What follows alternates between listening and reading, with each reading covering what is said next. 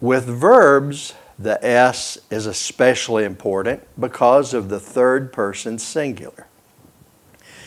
Every present tense verb in English ends with the letter S, and you have to pronounce it clearly.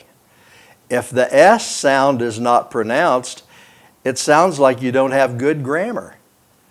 And if the English speaker hears you not using good grammar, they think they don't understand you, and they don't trust you, and they want to talk to your supervisor, and they don't have confidence that you understand them or that you can communicate clearly what you want to communicate.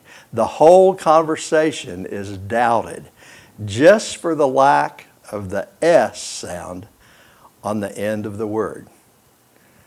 And just like with nouns, some verbs are difficult to pronounce with a final S sound because of the position of the lips and the mouth. And some students struggle with this. They practice over and over to make the sounds.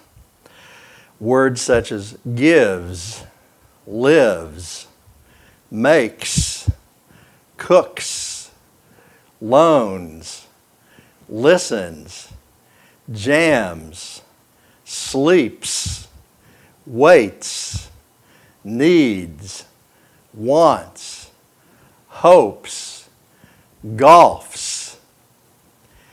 Practice saying those words many times until you can get the S sound heard clearly without struggling about it. Because English speakers don't struggle with those sounds. It's natural to make those sounds. Just as the nouns have repeated sounds and force an extra syllable, the same is true with verbs. If the S follows another S or another aspirant sound, then an extra syllable is heard, such as misses, watches, washes, wishes, uses, changes, ranges. And this is the same rule, we'll talk about it later, but it's the same as past tense.